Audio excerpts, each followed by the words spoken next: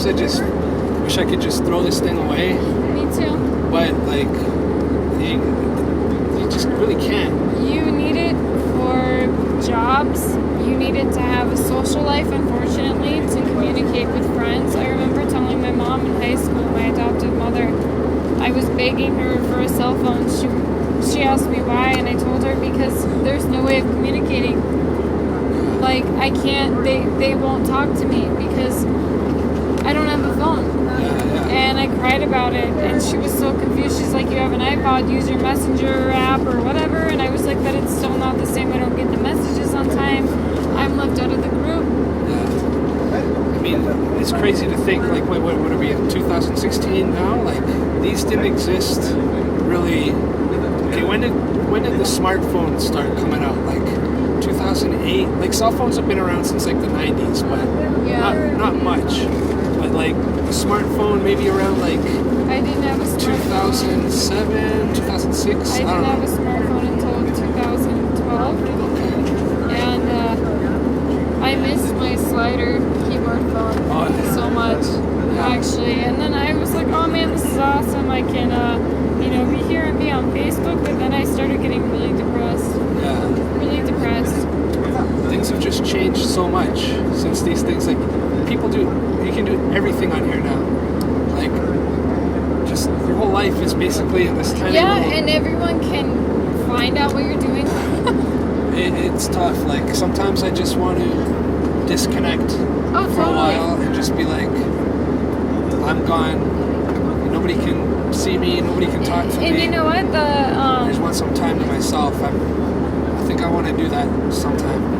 There's the Hare Krishnas.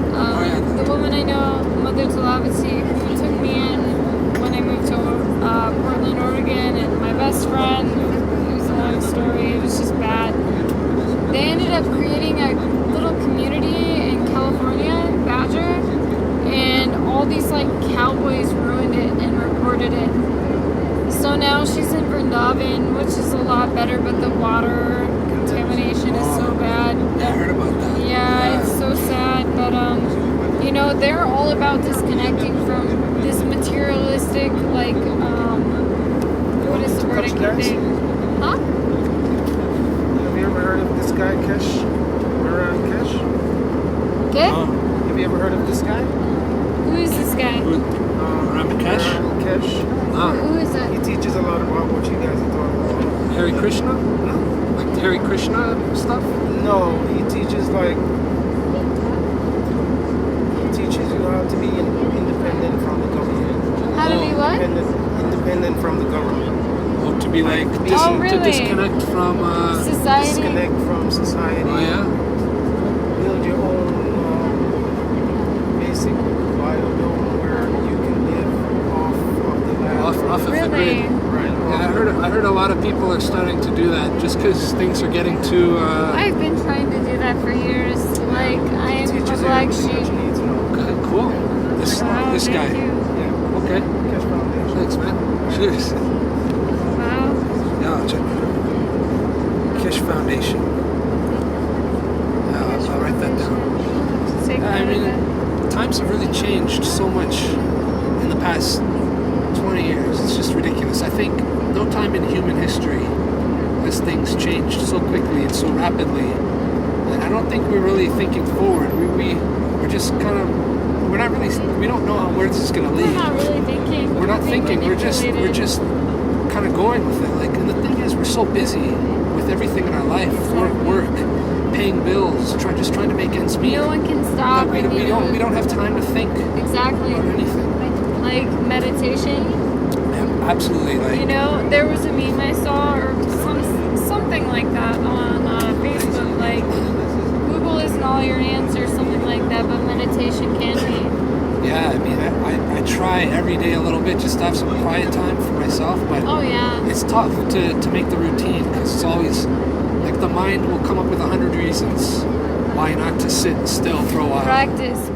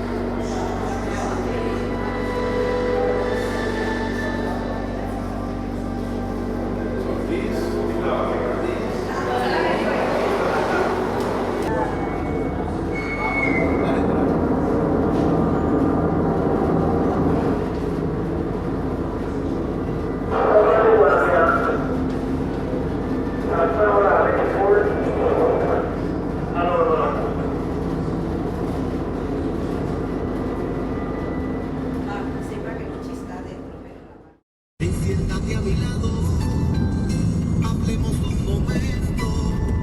Tengo algo que decirte que tú debes saber. Es cierto que te amaba. So, how did you originally come up with the idea for that trip? Was it you or your friend?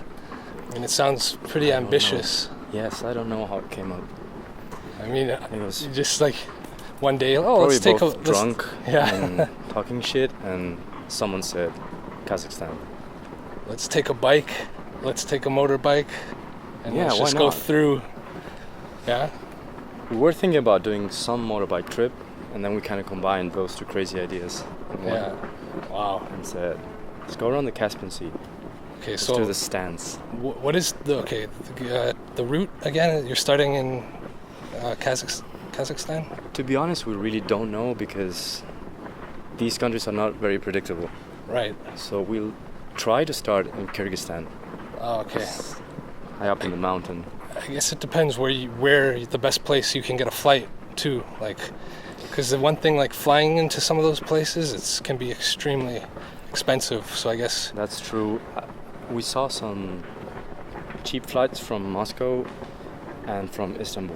okay, So that's another possibility, visiting one of those cities before starting the trip. that'd be great. Yeah, you go visit one of those places. I was in Istanbul. It was really great, really nice city. Wow. I wanted to do Moscow as well, but couldn't get the visa. Right. But, And that's the thing. We need all these visas for that's a lot of the stuff. countries. Yes. So